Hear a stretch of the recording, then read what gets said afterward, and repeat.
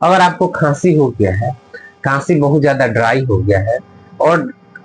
खांसते खांसते उल्टी भी हो जा रहा है, और खांसी कब हो रहा है, अगर अब दिन में गर्मी है और रात में ठंडी हो जा रही है या मौसम चेंज हो रहा है, उस कंडीशन में बहुत ज्यादा खांसी हो जा रहा है। खांसी का कंडीशन, अगर आप सीने में दर्द भी होने लगा है, मुकेश में बहुत ज्यादा ड्राई रह रहा है, बहुत ज्यादा आपको प्यास लग रही है, अब पूरा सूखा सूखा सा हो गया है गला, उस कंडीशन में आप ब्राइनिया एल्बा 30 की 4 बूंद 3 बार लीजिएगा। धीरे धीरे आपका कफ लूज हो जाएगा और खांसी रिलीफ हो जाएगा।